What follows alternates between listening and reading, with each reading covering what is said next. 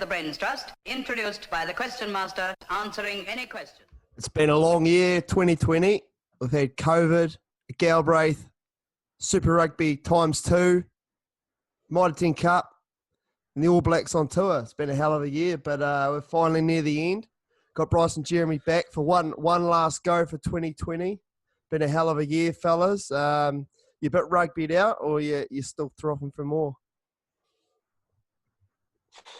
I'm big on foot, so I don't mind it going this late in the year, but I guess some of the quality of the games hasn't been much to really get around. So I'll watch rugby at any time of the year, but yeah, quality's probably been a bit of an issue lately. Ricey, what about you, mate? I know you've watched a few you've bit hit of nail code on the this head year. there. It has been a hell of a year, hasn't it? No, I wouldn't say I'm footied out. There was that sort of March, April, May where there was nothing on. Everyone was fizz for any sort of footy come back. So, bring it on. It's a couple more tests to get through, and then probably straight back into supers in Feb. So, yeah, we break over New Year's. Just quickly, obviously you're in the UK.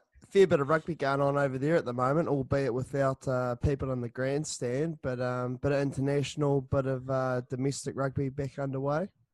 Yeah, Prem footy's back. Wasps had a good win. I sort of try and follow them with a couple of ex-Highlanders, a couple of ex-Hurricanes in there.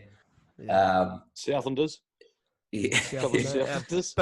Big fan of this pod, actually. A regular messenger to the pod. Newcastle, newly promoted, got an upset win too, the Falcons. So it was good to see them get it. Yeah, they got hard horse. I think they got up over Bath, Bath or Bristol, one of those two. And they're powerhouses, so it has been good. Haven't had too many Autumn Cup games on. Doesn't really tickle my fancy, but the Six Nations is good, so I'll tune in when that fires up. Yeah, the only thing I'm disappointed about that is would have been good to see Fiji go around, but obviously their campaigns and COVID tatters, to be fair. 29 people get the vid in camp. Fuck, it's a bad. Fuck it out. Yeah, that's an outbreak, isn't it? Yeah, genuine. Yeah, you're disappointing on the Fijian behalf. But anyway, right, we'll get into it. M10 Cup, obviously, last time we were on, Stags had a massive win over Otago. Obviously, season done and dusted, couldn't get it done in Pukekohe. Boys couldn't break the away hoodoo. But anyway, semi-finals last weekend. We had Otago taking on Northland. Fair to say the wheels fell off Otago. I guess from that Stags victory, they lost 2 on the trot, then got pretty well beaten in the end by Northland, who were pretty fizz for that one on the Friday night. Then we had, on the Saturday, we had Auckland play Waikato, which fair to say was probably not a game you're going to probably go back and watch again anytime soon. But Auckland just held on for a tight win. Hawke's Bay, as expected, dominated Taranaki, who were pretty bloody depleted, to be fair. Number of players out through injury, or I think Shaw Wainui was getting married. So, they weren't really going to run it with the Magpies. And in the end, I think Hawke's Bay scored close to 60 points. So, bit of a blowout. And then in the last game, Tasman snuck in over Bop. So, finals ahead of us. Firstly, Eyes, you would have watched a couple of the games. Any thoughts in general? I think I watched pretty much a good portion of all of them. Otago are pretty disappointing. It sort of carried on that trend from, I think they'd won 6 straight, maybe before they played Southland. And then after that, they just sort of tailed off. And to be honest, Northland looked comfortably a better side. They went through a patch of maybe, 15, 20 minutes where Otago, just before halftime, were right in it, scored a couple. But after that, it was pretty much one-way traffic, and Northland were really good. Waikato got off to a pretty good jump, and I thought they had a chance to hold on against Auckland, but not to be. And the other 2 games, that Tasman game was a bit of a bludger game, but Hawke's Bay looked pretty handy, to be fair. They'll be tough to pick back this week. Yeah, absolutely. Brycey, you wouldn't have caught too much of it, but they're on it weird times for me. What you expected? Yeah, what you expected though in terms of results? Yeah, I think they went the towards the form book. I was surprised at the Otago scoreline. They've got a bit of firepower under the roof, like Joshuani, Sio at 12, Karoi and Nareki in the wings, MC in the midfield. They're all super players, and the conditions are always bloody good there, with no wind and rain getting in. So I think that's a bit of a surprise. I think Otago they've been in a lot of championship finals and they can't quite get out. So maybe that's where they belong, stuck down there. They'll be disappointed though, I think. Northland, no, they're my Smokies now. I'm going to back them the whole way. They'll struggle this week without knocking their 10 Cooper. I didn't look like he'd be playing this week. Johnny Cooper, was it? Yeah, obviously. Dan Hawkins out also. He didn't even play last week as well. Yeah. So. Nah, he hasn't played since round 2 or 3, I don't think. So I think they're fucked. Yeah, Sam Knock, that's a huge loss, to be fair. He's had a pretty real good Mitre 10 Cup. So he'd be a huge loss. But, Targo, to be fair, I'd say pretty disappointed. You look at their roster compared to, especially in the championship, probably only really Hawke's Bay who could match them for, I guess, super talent on paper. So, yeah, that'd be pretty bloody disappointed, to be fair. Sure, they would have had a Super Sunday, but... Especially, it's, as you mentioned earlier, Bryce, under the stadium, they usually play fucking well. They're usually hard to beat there. Yeah. So to put up that sort of performance where they were pretty comprehensively beaten, I think they'd be filthy on that. Yeah.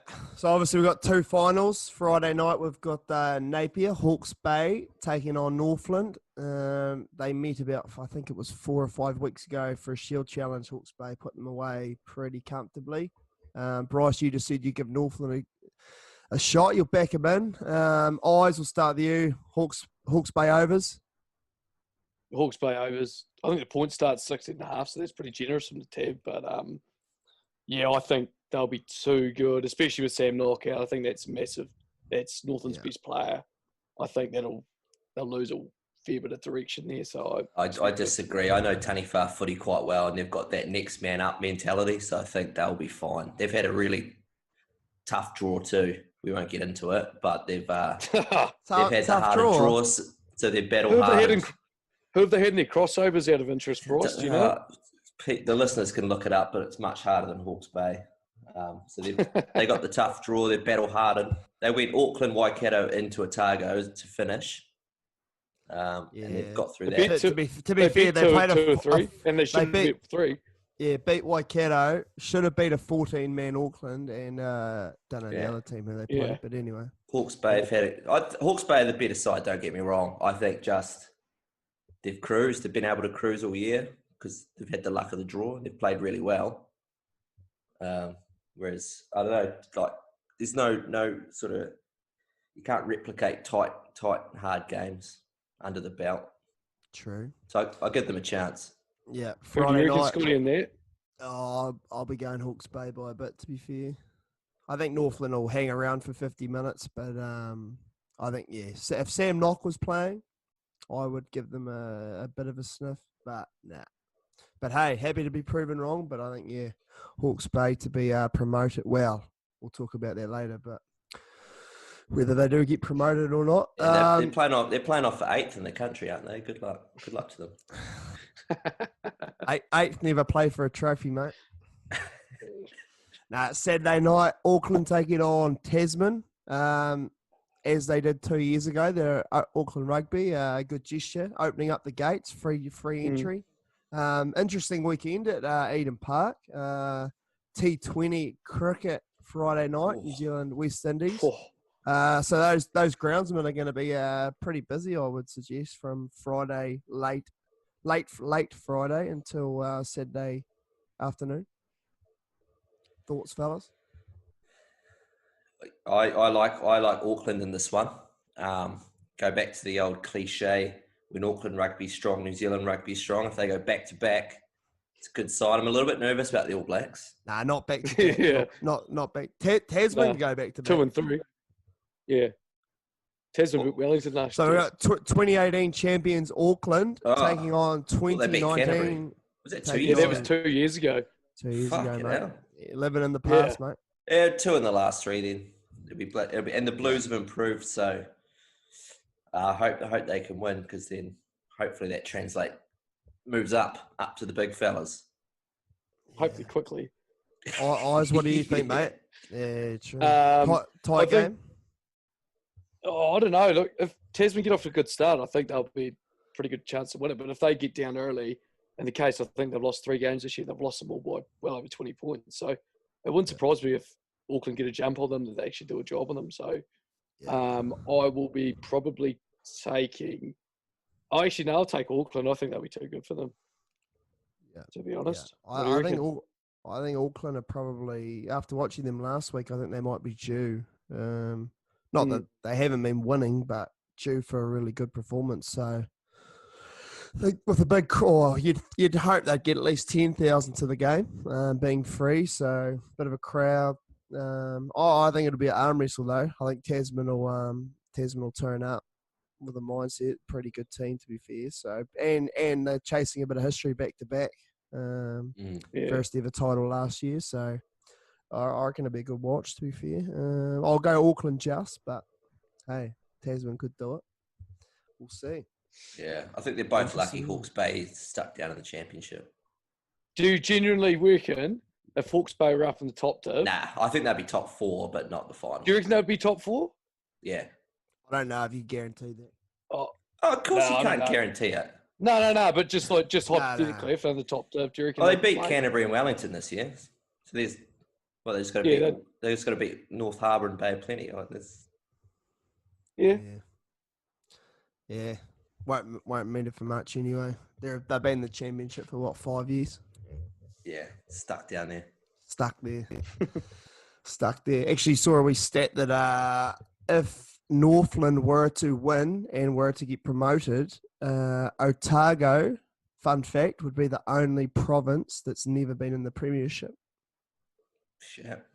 Sure. Which is an interesting fact. Southland, of course, were in the premiership the first year of the format. So 2011 Southland were in the premiership.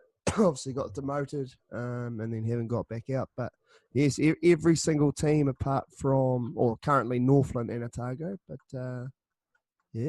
interesting. That's a fun fact. Anyway, we'll move on. M10 Cup Player of the Year. There's been obviously a few standouts. I guess from a Southland perspective, look no further than Skipper Lambourne. But I guess there's been a few guys have pretty stellar minor 10 seasons, to be fair. Fellas have got a couple of guys they've circled on their wee notebook who they think have been standouts. Eyes, will start with you. You got a couple, I believe. Yeah, I've got a couple, but I'll just narrow it down to one. I think Sam Knock for Northland.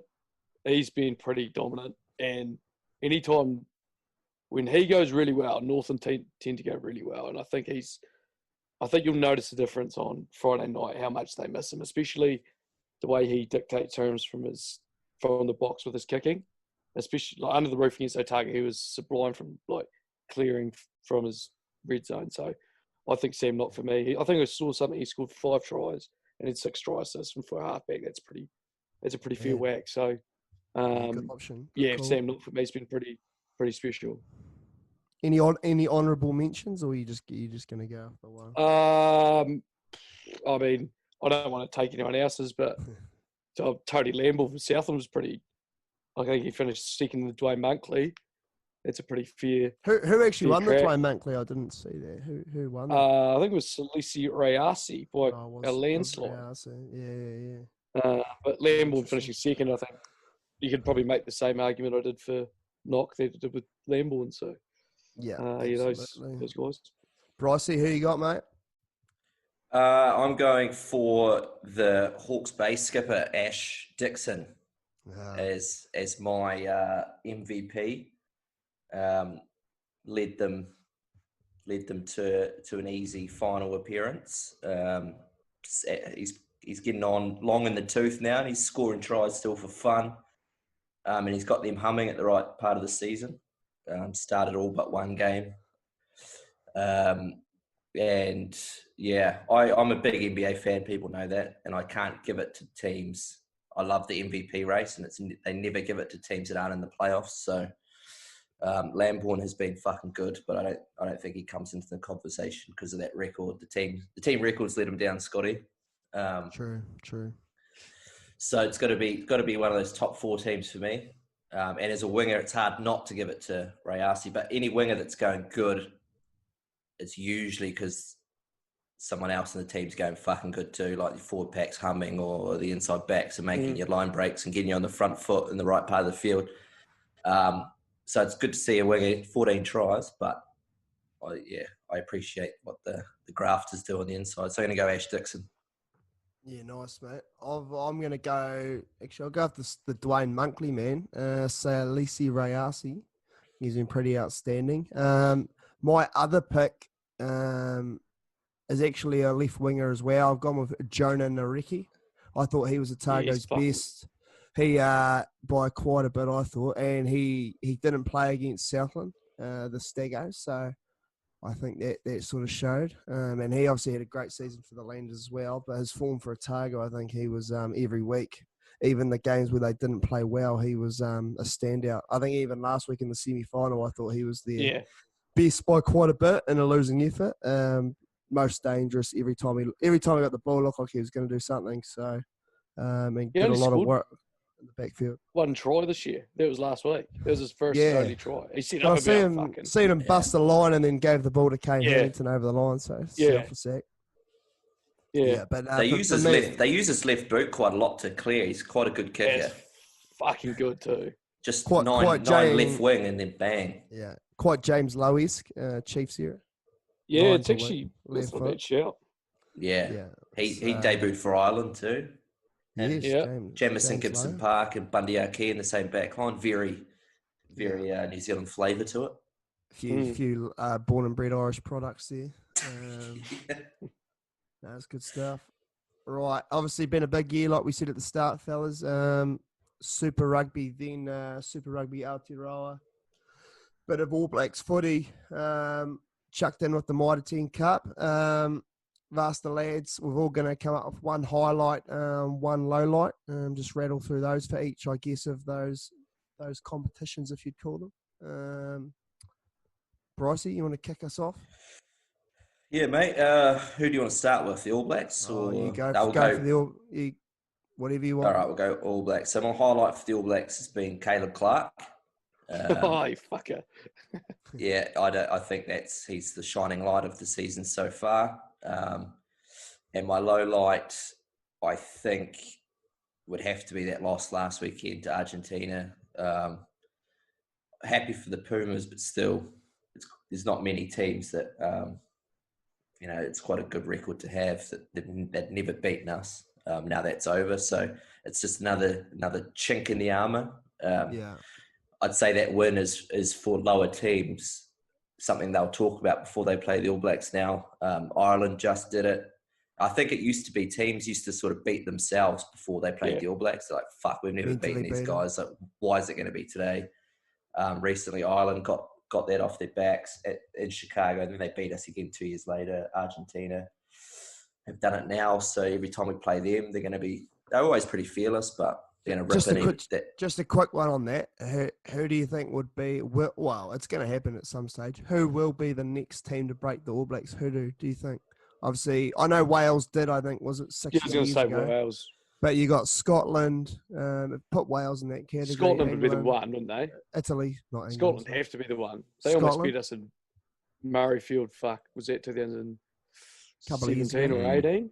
Yeah, I think they bombed a try late. We only won by 5. I think they're the logical team because they sort of hang around in the Six Nations and play all right. I think that would be. Yeah, I'd say Scotland too, or Smokey in like Japan, maybe. Ooh, Japan.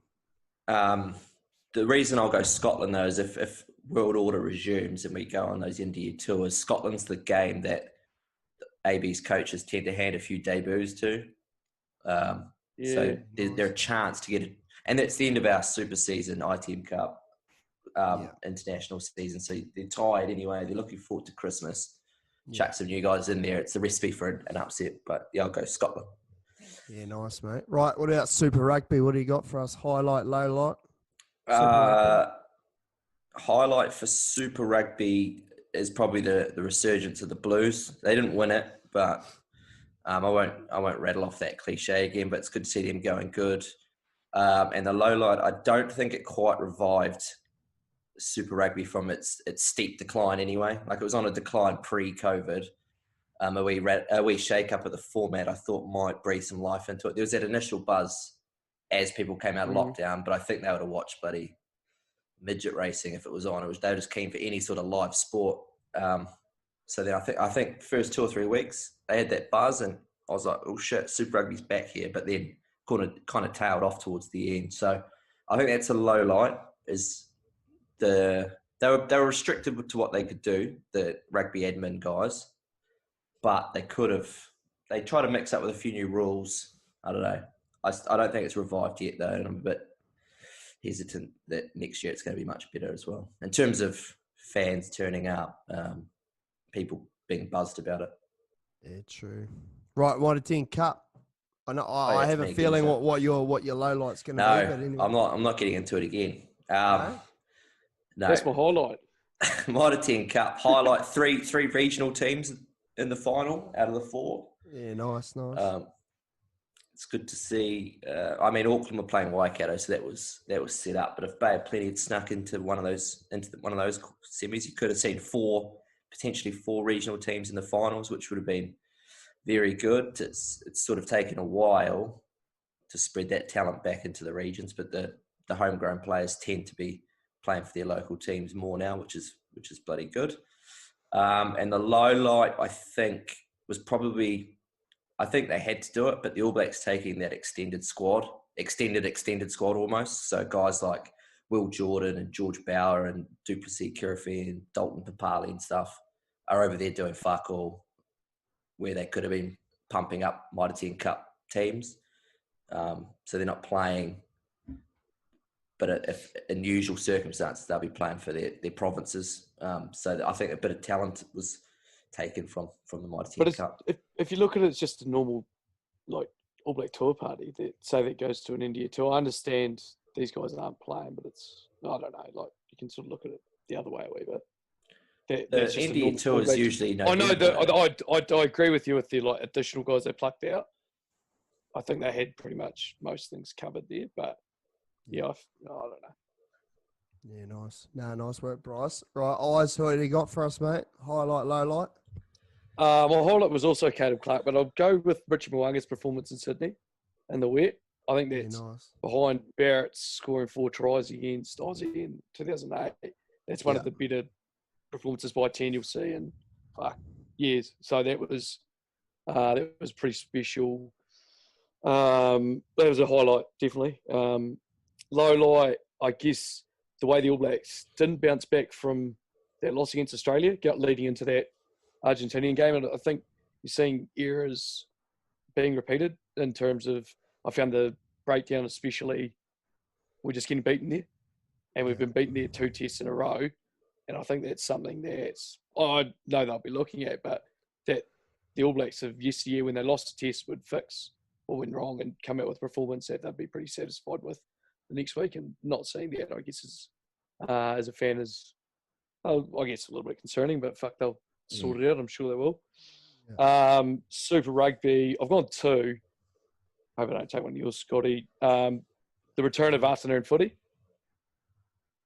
I think for like an afternoon decent footy is, and that flows into the All Blacks as well a wee bit. That's been pretty cool to watch. It's a lot better product watching afternoon footy when the ball's dry as opposed to going to Orange Theory Park and watching Dewey fucking Mauls for 80 minutes. No, believe it or not, I don't. And the Hurricanes' performance against the Crusaders to beat them there. That was one of the best performances I've seen. It was fucking good. It's pretty hard to beat the Crusaders at home under lights. So to do a job up there was pretty impressive. And low light, I guess, feels a bit stiff, but Warren Gatlin. Oh yeah. They've gone 0 for Owen. They've gone Owen. Yeah. I mean, I don't really know what to say about it, but he's come with a pretty fair reputation as one of the best coaches in the world, and he'll be coaching one of the best sides in the world next year. And the British Lions, for them to go over, and I know they had some close wins. They probably close losses. Sorry, they probably had 5 or 6 bonus points, but to not register one, I think, is a bit disappointing because he'd be close to next in line for an All Black coach if Scott Robinson didn't get it. And M10 Cup was pretty easy for me. Stags winning against Otago. Sorry, that's been a few years in the making, especially on Rugby Park. I think the last time was 2010 against 10 when TMO gave Whopper a try. I'm still not sure he's got the ball down, but then and the low light. I mean, it's a bit pessimistic, but having Auckland beat Canterbury in that last round robin where they had an opportunity to go down, it just would have been quite nice for to hear the Canterbury supporters sort of try and justify that they only like Super Footy as opposed to Mitre 10 Cup as well. So for me, that was the low light. Yeah. Nice, mate. What do you got, Scotty? Right, All Blacks. I'll start highlight. You kind of covered it, eyes, but the All Blacks playing Sunday afternoon footy at Eden Park. I thought that was unreal stuff. Parking up on a Sunday to watch that sunshine, playing in daylight. That was fucking good stuff. Low light I had for the All Blacks was I actually went off field, and it's something that's sort of, I guess you'd pretty much sum it up by saying the persona or the negativity that's been whipped up in the media the last week around the team. Like, I can't remember the All Blacks being shining such a negative light for fuck if I know. I've only really the last 10 years lived with them just winning. So that would be my low light. Like the last week around Sam Cane's comments, people ripping shit out of Foster. I don't know. There's so many other things, discipline, all that stuff, which a lot of it is true. It's not fake news or anything, but a lot of negativity's been whipped up. So hopefully All Blacks can turn that around on Saturday with a good game. Super Rugby. My highlight, I actually went for the Highlanders 2 last-minute wins over the Chiefs. I actually fucking thoroughly enjoyed those, especially the one in Hamilton. That second one was good, eh? Probably one of the best comebacks I've ever seen, to be fair. Dead and buried, I think it was 31-7, something like that. And I'd sort of, to be fair, I was about to turn the TV over to watch something, maybe NRL or something, and hold the phone. So that was good stuff. Low light, like you guys, I think the future of it, or Bryce, like you said, the future of Super Rugby, it's not really putting too much excitement in me. So, and obviously the New Zealand Rugby sort of, when they came out and said that they were going to go on their own thing and take expressions of interest, and then they came out a couple months later and said that the teams that they were looking at were the Force, Fiji, Dora, Beijing, South China Lions, and some other team that was pretty flat like a lead balloon. So that was a bit of a low light for me. Mitre 10 Cup, likewise, highlight. Can't go past beating Otago, Stags beating Otago. In general, I would say the evenness of the competition week to week was a highlight. Low light, my low light's actually moving into the future, the prospect of there being no Premiership Championship 2021. That's my low light. Fucking hallelujah. I've got one that's also that I forgot to bring up. There was also a highlight and low light. Was the All Blacks playing in those first couple of rounds? And I guess that was a big highlight, but obviously not having the opportunity for them to play a little bit longer in the competition. I understand international commitments, but for those 2 weeks, it was really good. Like Taranaki got the chance to beat Canterbury with all the Barretts playing. And I mean, it's pretty cool as a fan to see the All Blacks playing at a provincial level. So, that was... Yeah, absolutely.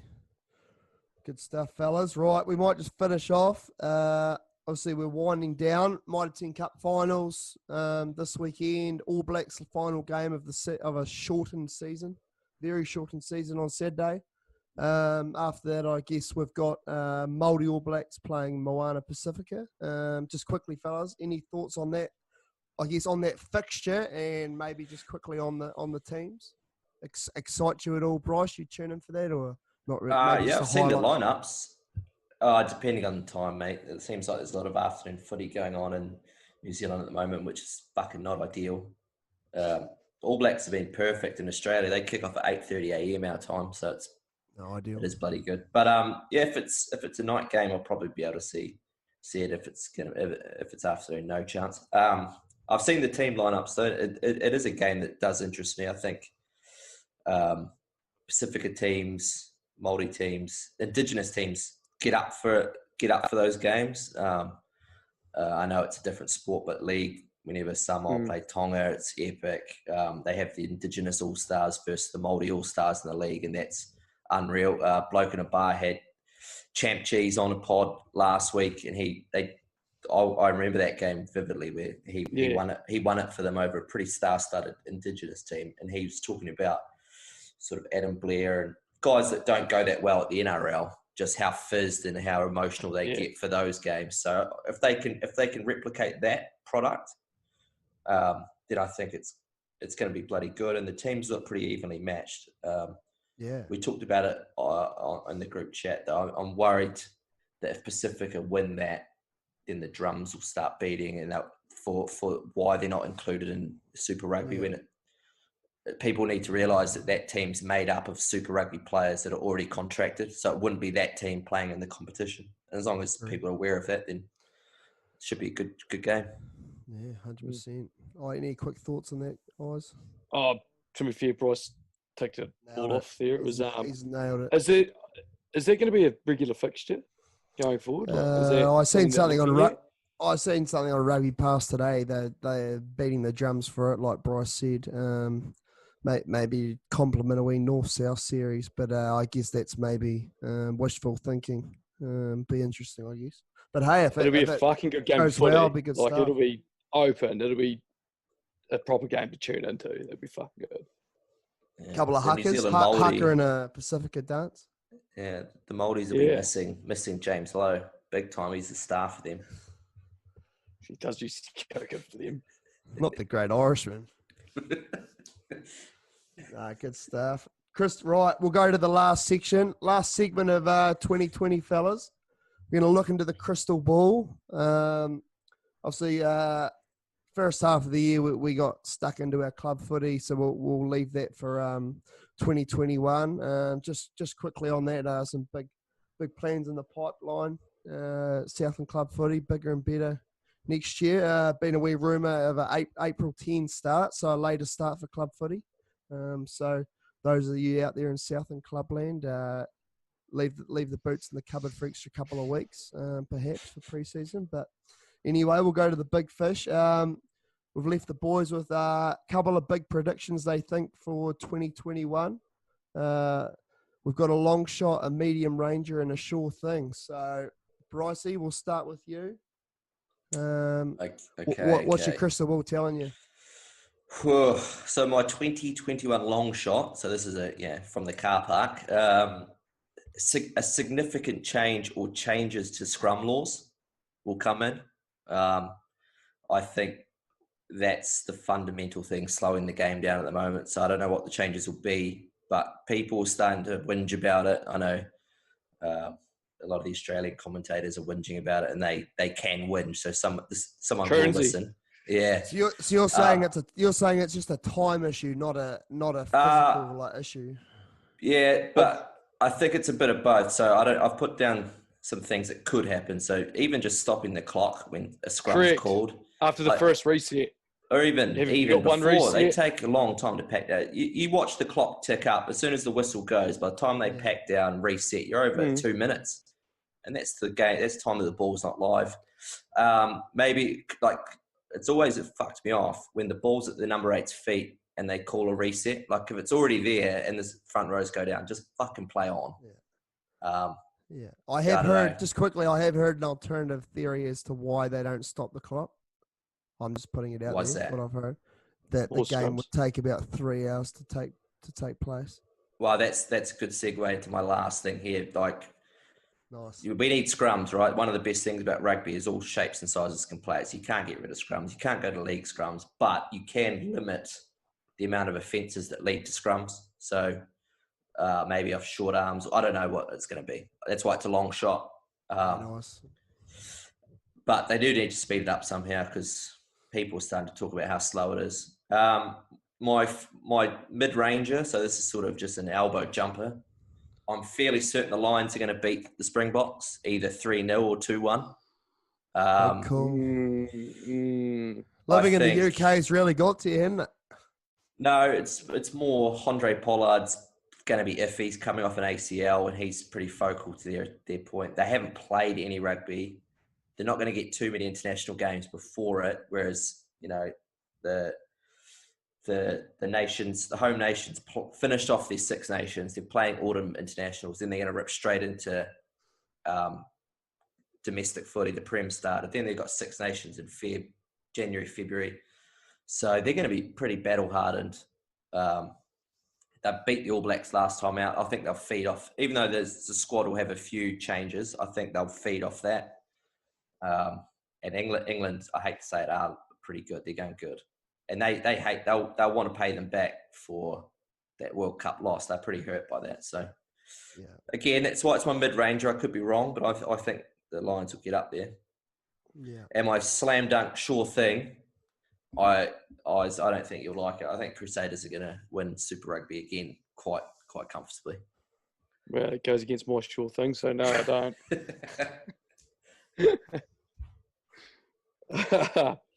Nice. On that, I'll kick off. I'll go. My sure thing is the Blues to win Super Rugby. I think they'll just be that good. No way.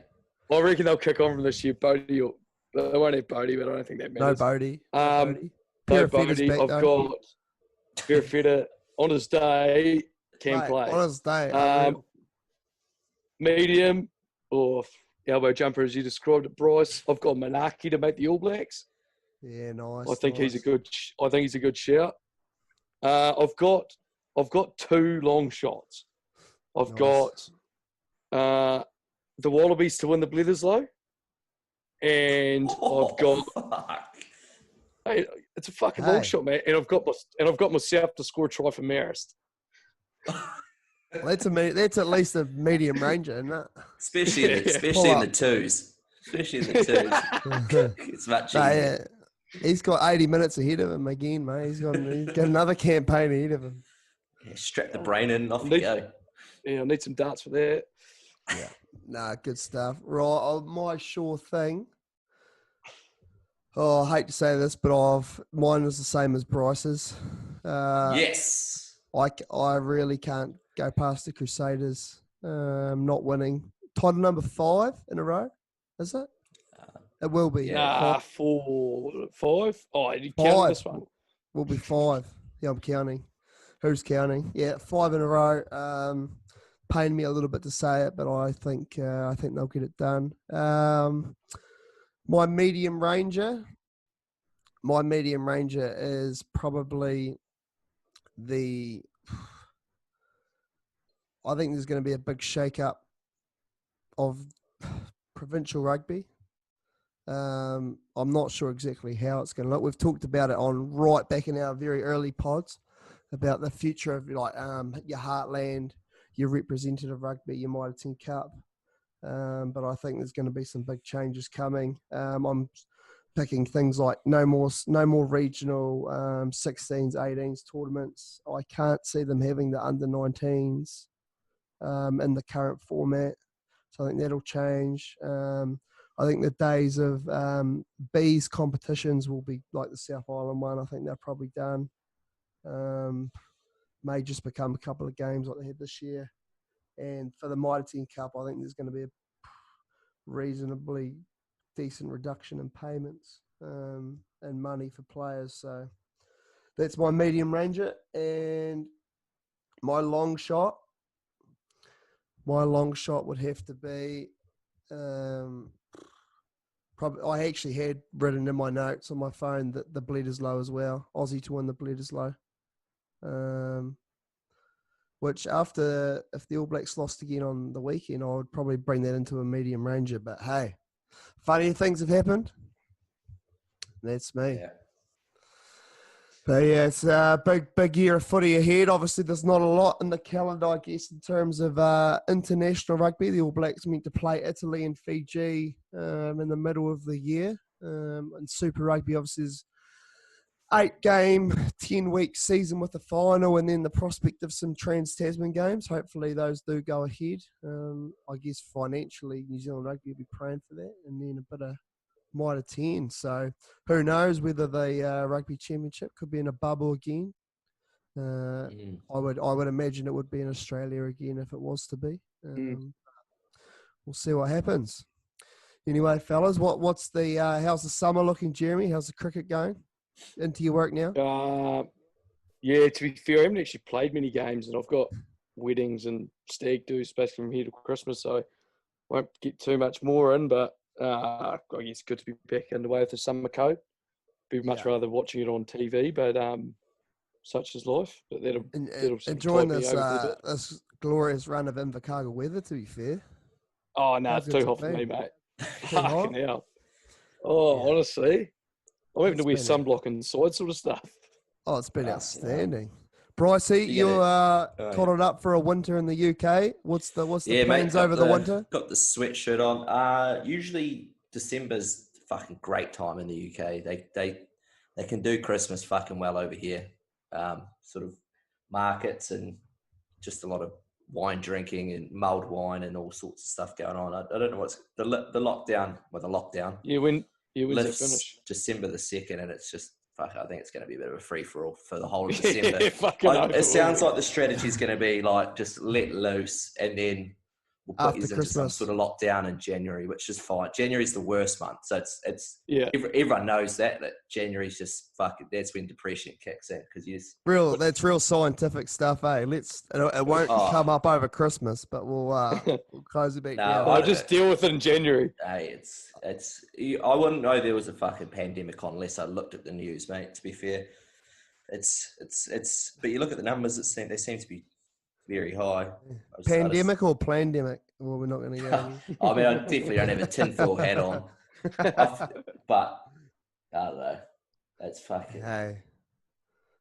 Yeah, there's plenty of them around. Pretty stubborn. They'll do what they want to do anyway. That's it.